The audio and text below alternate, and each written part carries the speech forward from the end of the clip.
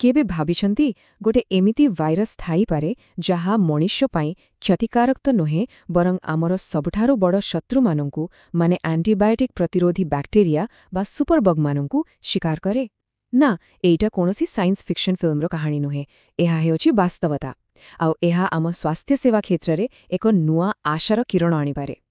आसंतु बुडीजिबा ही bacteria शिकारी virus मानंकर रहस्यमय दुनिया भितरकु आपणको जदि केही पचारे कि आम पृथिवीरे थिबा तारामानंकठारु भी अधिक संख्यारे किछि अछि कि तेबे उत्तर हेबो हां अछि आ सेमाने हेले बैक्टेरियोफेजेस बा संक्षेपरे कहिले फेजेस एमानंकर अनुमानित संख्या केते जानंती 10 टू द पावर ऑफ 31 माने 1 परे 31टा शून्य भाबी पारुछंती तो एमाने हुछंती पृथिवीर सबुठारु अधिक संख्यक जैविक संस्था आउ एमाने सबुठी अछंती मातीरे पाणीरे एपरिकी आम निज शरीर भितरे मध्य त आजिर एही यात्रारे आमे कोन सबु देखिबाकू जाउछे आमे मोट 5टी विषय दे आगकू बढ़िबा प्रथमे आमे जानिबा प्रकृतिर एही क्षुद्र शिकारी प्रकृतिरे किए तापरे देखिबा बैक्टेरिया सहित तार कोटी कोटी वर्षर पुराना युद्ध विषयरे एहा परे आमे एंटीबायोटिक संकटको बुझिबा एक भूली जाइथिबा उपचार केमिति फेरुछि ताहा देखिबा आउ शेषरे एहार रास्तारे थिबा आह्वान आउ भविष्यत विषयरे आलोचना करिबा चालंतु आरंभ करिबा आमर प्रथम विषयरु तेबे एही बैक्टेरियोफेज ए जिंसटा प्रकृतरे कोन आसंतु एहार मूल कथाटाकू टिके बुझिबा देखंतु एकदम सरल भाषारे कहिले बैक्टेरियोफेज बा आमे जहाकू फेज बोली कहूचे से होची एक प्रकारर भाइरस किंतु एहार खास कथा हैला एहा केवल आउ केवल बैक्टेरिया को ही टार्गेट करे मनुष्य कोशिका को नुहे आउ एहार एही निर्दिष्टता ही एहार सबुठारु बड़ शक्ति फेजेस माने दुईटी अलगा अलगा उपायरे आक्रमण करंती गोटे हैला लाइटिक साइकिल जहाको आपण एक सीधा सड़क आक्रमण बोली भाबी पारिबे एथिरे फेज बैक्टेरिया भितरकू जाई निजर संख्या बढ़ाए आउ शेषरे बैक्टेरिया को फटेई देई बाहर को आसे फेज थेरापी रे एही उपाय को ही व्यवहार करा जाए आउ गोटे हैला लाइसोजेनिक साइकिल एटा टिके चालाक एठी फेज गोटे गुप्तचर भଳି चुपचाप बैक्टेरियार डीएनए सहित निजुकू जोड़ी देइथाए हेले गोटे कथा मने रखिबाकू हेबा सबु फेजेस कोन गोटिए प्रकारर ना बिल्कुल नुहे एमानंक भेतारे एते विविधता अछि जे आपण आश्चर्य होई जिवे किछि लांज थिबा कॉडोविरेलेज भଳି देखा जानती तो आउ किछिंको पाखरे डीएनए बदलरे आरएनए थाए आउ एही विविधता ही सेमानंकु शक्तिशाली करे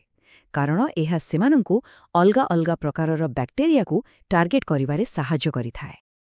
आउ एही फेज आउ बैक्टेरिया भितरर संपर्क एटा किछि आजिकालीर कथा नुहे एहा हेउछि कोटी कोटी वर्षर एक प्राचीन युद्ध तो एही युद्धरे तिष्ठि रहिबा पई बैक्टेरिया भी किछि कम नुहे से भी निजर सुरक्षा कवच तयारी करिछि जेमिति कि सेमाने निज देहर बाहर अंश को बदलाई दियंती जहा फलरे फैज ता देहरे लागि पारेनी एहाकू अटैचमेंट इनहिबिशन कुहा जाए किंबा फैज रो डीएनए को नष्ट कर दियंती जहाकू रिस्ट्रिक्शन मॉडिफिकेशन कुहा जाए एही पूरा संघर्षटा जानिचंती गोटे चेस खेल भଳି गोटे पटे बैक्टेरिया गोटे चाल चालुछि आउ अन्य पटे फेज तार जवाब देउछि जेमिति बैक्टेरिया निजर एक जेनेटिक मेमोरी व्यवहार करे जहाकू क्रिस्पर कैस सिस्टम कुहा जाए आक्रमणकारी फेज को मने रखिबा पाई तेबे एहार जवाबरे फेज मध्य एंटी-सीआरपी प्रोटीन तयारी करी सेही सिस्टम को अकामी करी दिए एहा एक निरंतर चालुथिबा खेल ठीक अछि तेबे प्रकृतिर एही युद्ध क्षेत्ररु एबे आसंतु आम दुनिया को आउ देखिबा आमे मनुष्य माने ररुष्टि करिथिबा एक भयंकर समस्या को ताहा हेउछि एंटीमाइक्रोबियल रेजिस्टेंस बा एएमआर जहाकू लोके एक शांत महामारी बा साइलेंट पैंडेमिक बोली भी कहुछंती एही संख्याटा टिके देखंतु 1.27 मिलियन जानंती एटा कोना 2019 मसीहारे केवल एएमआर जोगु सीधा सलख एते लोकंकर मृत्यु होइथिला आउ आश्चर्यर कथा हेउछि एही संख्या सेही वर्ष मलेरिया किंबा एचआईवी बा एड्स रे मरिथिबा लोकंक संख्या ठारू भी बेसी थिला आउ जदि आपण भाबुछंती एहा ही सबुठु खराब तेबे आपण भूल कारण आगोकु स्थिति आहुरी भयंकर हेबाकू जाउछि वैज्ञानिक मानक आकलन अनुसारे जदि किछि पदक्षेप निया न जाए तेबे 2050 बेलुकु एएमआर जोगु प्रति वर्ष पाखापाखि 10 मिलियन लोक मरिबे ଏହା ଏକ ବିଶ୍ୱବ୍ୟାପୀ ସ୍ୱାସ୍ଥ୍ୟ ସଙ୍କଟ। ତେବେ ପ୍ରଶ୍ନ ଉଠୁଛି, ଆମେ ଏହି ସଙ୍କଟରେ ପହଞ୍ଚିଲେ କେମିତି? ଏହା ପଛରେ ଆମ ନିଜର ହିଁ କିଛି ବଡ଼ ଭୁଲ ଅଛି, ଯେମିତିକି ଡାକ୍ତରଙ୍କ ପରାମର୍ଶ ବିନା ଆଣ୍ଟିବାୟୋଟିକ୍ର ଅତ୍ୟଧିକ ବ୍ୟବହାର, କୃଷି କ୍ଷେତ୍ରରେ ପଶୁମାନଙ୍କ ଉପରେ ଏହାର ଅପବ୍ୟବହାର, ଖରାପ ସ୍ୱଚ୍ଛତା ଆଉ ନୂଆ ଆଣ୍ଟିବାୟୋଟିକ୍ ତିଆରି ନ ହେବା, ଏସବୁ ମିଶି ସାଧାରଣ ସଂକ୍ରମଣକୁ ବି ଆଜି ପ୍ରାଣଘାତୀ କରିଦେଉଛି। କିନ୍ତୁ କୁହନ୍ତି ନା, ଯେତେବେଳେ ସବୁଆଡ଼େ ଅନ୍ଧାର ଥାଏ, ସେତେବେଳେ କେଉଁଠୁ ନା କେଉଁଠୁ ଆଶାର କିରଣଟିଏ ଦେଖାଯାଏ। ଆଉ ଏଠି ସେହି ଆଶା ହେଉଛି ଫେଜ୍ ଥେରାପି, ଗୋଟେ ଏମିତି ଉପଚାର ଯାହାକୁ ଆମେ ପ୍ରାୟ ଭୁଲି ହିଁ ଯାଇଥିଲେ। ଫେଜ୍ ଥେରାପିର କାହାଣୀ ବହୁତ ମଜେଦାର। ଏହାର ଆବିଷ୍କାର ତ 1900 ଦଶକରେ ହୋଇଥିଲା, ଆଉ ସଂକ୍ରମଣର ଚିକିତ୍ସା ପାଇଁ ଲୋକେ ଏହାକୁ ବ୍ୟବହାର ବି କରୁଥିଲେ। କିନ୍ତୁ ଯେମିତି ହିଁ ଆଣ୍ଟିବାୟୋଟିକ୍ସ ଆସିଲା, ଏହା ଯେମିତି ଗୋଟେ ସୁପରଷ୍ଟାର ହୋଇଗଲା, ଆଉ ଫେଜ୍ ଥେରାପିକୁ ପାଶ୍ଚାତ୍ୟ ଦେଶଗୁଡ଼ିକ ପଛରେ ଛାଡ଼ିଦେଲେ। ହେଲେ ଏବେ AMR ସଙ୍କଟ ଯୋଗୁଁ ସେହି ପୁରୁଣା ହିରୋର ପୁଣି ଥରେ ଏଣ୍ଟ୍ରି ହେଉଛି। ତେବେ ଏହି ଫେଜ୍ ଥେରାପି କାମ କରେ କେମିତି? ଏହାର ପ୍ରକ୍ରିୟା ବହୁତ ସିଧା ଆଉ ସରଳ, ଆଉ ସବୁଠୁ ବଡ଼ କଥା ହେଲା ଏହା ପର୍ସନାଲାଇଜ୍ଡ, ମାନେ ପ୍ରତ୍ୟେକ ରୋଗୀ ପାଇଁ ଅଲଗା। ପ୍ରଥମେ ରୋଗୀଙ୍କ ଶରୀରରୁ କ୍ଷତିକାରକ ବ୍ୟାକ୍ଟେରିଆକୁ ବାହାର କରାଯାଏ, ତାପରେ ସେହି ବ୍ୟାକ୍ଟେରିଆକୁ ମାରିବା ପାଇଁ ଠିକ୍ ଫେଜ୍ଟିକୁ ଖୋଜାଯାଏ। ଏହାକୁ ପ୍ରସ୍ତୁତ କରି ରୋଗୀଙ୍କୁ ଦିଆଯାଏ, ଆଉ ଫେଜ୍ ସିଧା ଯାଇ କେବଳ ସେହି ନିର୍ଦ୍ଦିଷ୍ଟ ବ୍ୟାକ୍ଟେରିଆକୁ ଖୋଜି ନଷ୍ଟ କରିଦିଏ। ଏସବୁ ଶୁଣିବାକୁ ତ ବହୁତ ଭଲ ଲାଗୁଛି, ସତେ ଯେମିତି ଆମକୁ ସବୁ ସମସ୍ୟାର ସମାଧାନ ମିଳିଗଲା। କିନ୍ତୁ ରାସ୍ତା ଏତେ ସହଜ ନୁହେଁ। ଏହାର ଭବିଷ୍ୟତ କ'ଣ, ଆଉ ଏହାର ରାସ୍ତାରେ କି ବାଧା ଅଛି, ଆସନ୍ତୁ ଦେଖିବା।